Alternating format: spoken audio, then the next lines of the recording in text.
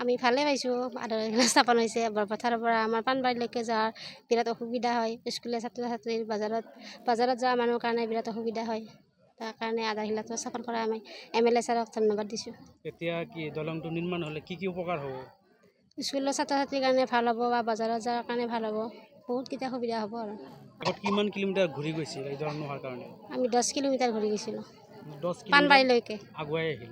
আগুৱাই আহিল। ভালে লাগছে মানে ইমান দিন হোৱা নাছিল আমি এই দলংখান হোৱাৰ কাৰণে আমি ধন্যবাদ দিছোঁ লগতে অজয় ছাৰে এই দলংখান স্থাপন কৰিল আজিৰ পৰা আমাৰ ধৰি লওক বৰপাত 2 নং বৰপথাৰ হয় যিকোনো হওক ধৰি লওক ভাল লাগব আৰু।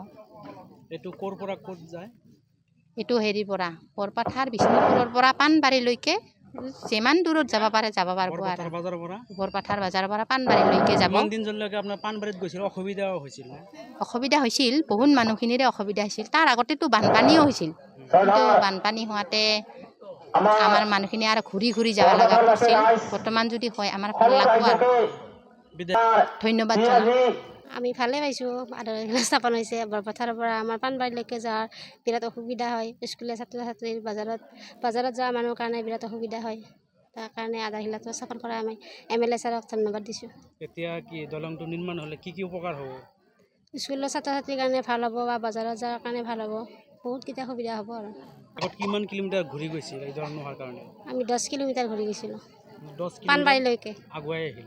আগুৱাই আহিল। ভালে লাগছে মানে ইমান দিন হোৱা নাছিল আমি এই দলংখান হোৱাৰ কাৰণে আমি ধন্যবাদ দিছোঁ লগতে অজয় ছাৰে এই দলংখান স্থাপন কৰিল আজিৰ পৰা আমাৰ ধৰি লওক বৰপাত 2 নং বৰপথাৰ হয় যিকোনো হওক ধৰি লওক ভাল লাগব আৰু। এইটো ক'ৰ পৰা ক'ত যায়?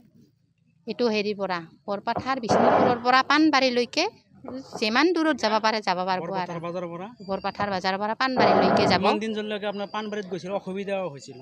অসুবিধা হৈছিল বহুত মানুহখিনিৰে অসুবিধা হৈছিল তাৰ আগতেতো বানপানীও হৈছিল কিন্তু বানপানী হোৱাতে আমাৰ মানুহখিনি আৰু ঘূৰি ঘূৰি যাব লগা হৈছিল বৰ্তমান যদি হয় আমাৰ ভাল লাগব আৰু ধন্যবাদ জনাম।